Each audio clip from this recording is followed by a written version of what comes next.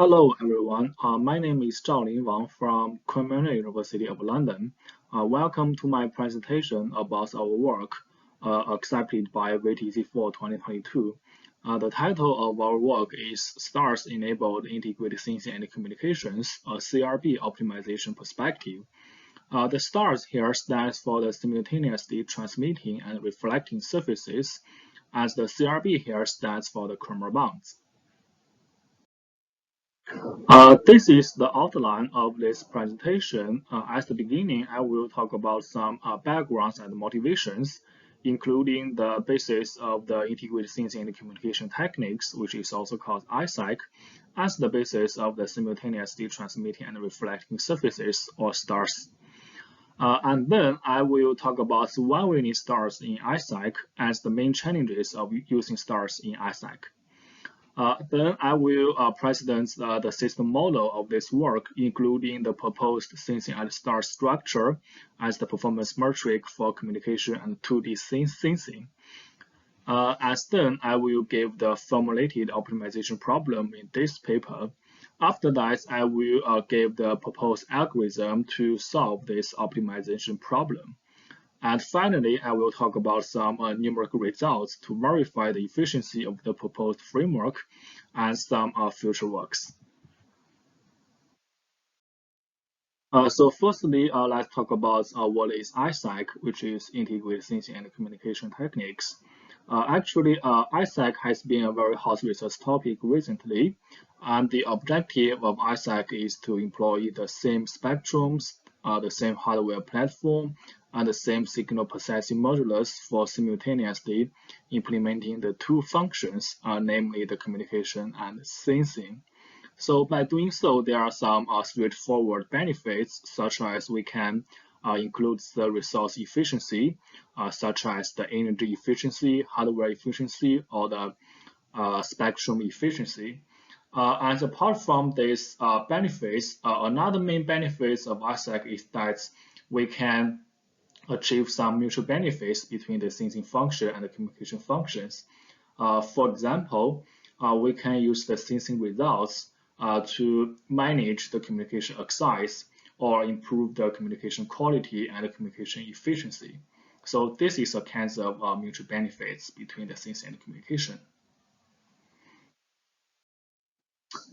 After talking about what is ISAC, let's now talk about what is stars, which is simultaneously transmitting and reflecting surfaces. Actually, for the conventional intended surface, if there is an incident signal to the surface, it can only be reflected by the surface to half space of the surface.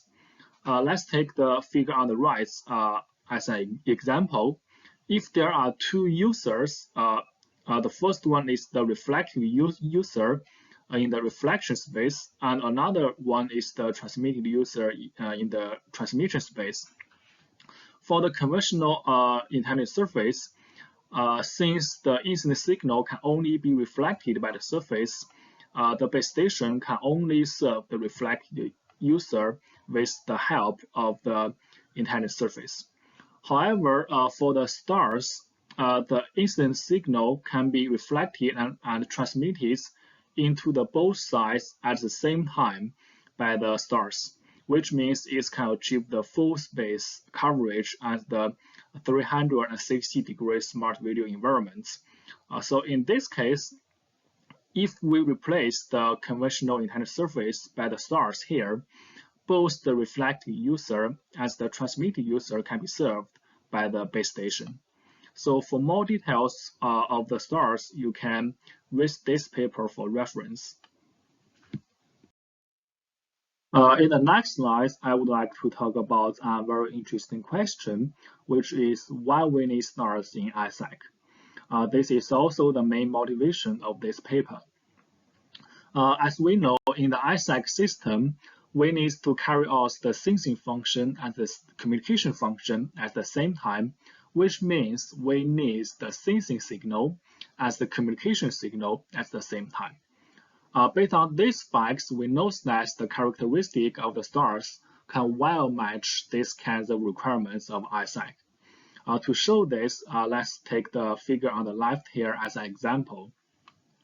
If there is an incident joint sensing and communication signal to the stars, it can be split into two signal components, as the first signal components can perform as the sensing signal, and the second one can perform as the communication signal.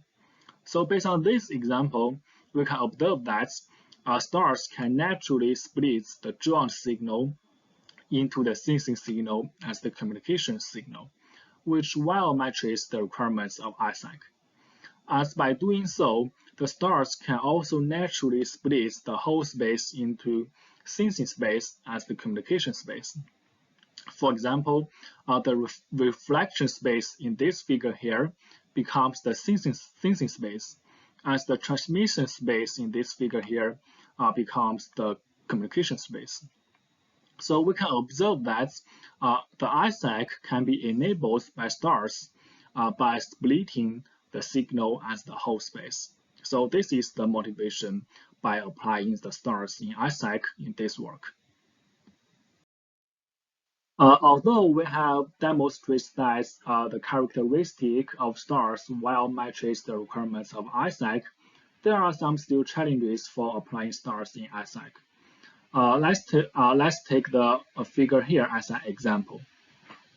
The first challenge is that apart from the reflecting signal from the target in the sensing space, the ISAC base station will also receive the reflected signal from the clutter in the communication space. So in this case, it will be very difficult for the ISAC base station to identify which space the signal comes from. This is the first challenge. And the second one is that there will be multiple hopes for the sensing signal. As we can see, there will be totally 4 hopes, which are from the base station to the stars, from the stars to the targets, from the targets to the stars, and from the stars to the base station. So these multiple hopes will lead to a significant path loss for the sensing signal, and thus reducing the sensing performance as the ISAC base station. Another bad news is that during these multiple hopes, the signal will be split twice by the stars, leading to an even weaker received signal as the ISAC base station and further reduce the sensing performance. To solve these challenges, we propose a sensing at stars structure. The key idea of sensing at stars is to install the dedicated local sensors as the stars, as shown in the figure here. So in this case, we can carry out the target sensing as these sensors instead of at the base station. So by doing so, there will be less hopes for the sensing signal, which means there will be less path loss. Moreover, by carrying out the target sensing as these sensors, the received signal here, the received sensing signal here, will be split only once as the stars. In this case, there will be a stronger sensing echo signal as the sensors, thus enhancing the sensing performance. Additionally, these sensors can be designed to be one size, which means it can only receive the sensing signal from the sensing space, as the clutter signal from the communication space can be physically blocked. So therefore, there will be no clutter interference from the communication space.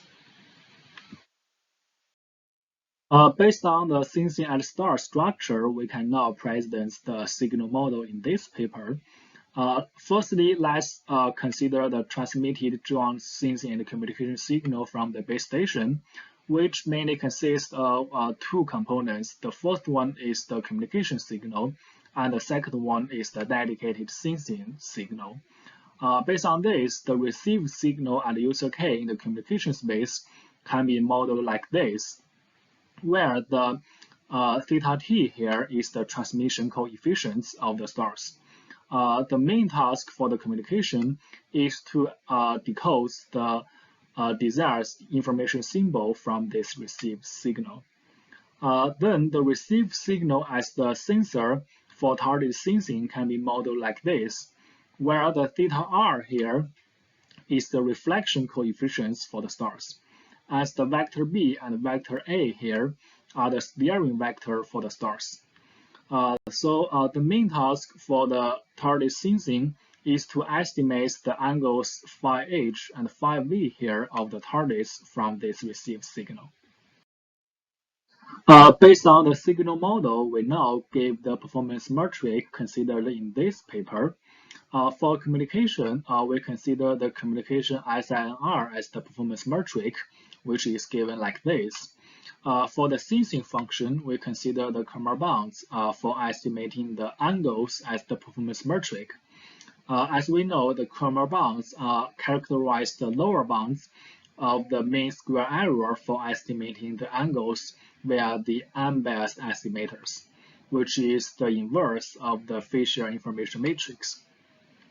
As the elements of the facial information matrix can be calculated based on the formula here, and then based on the expression of the facial information matrix, we can calculate the Kummer bounds for estimating the angles based on this formula in the bottom here.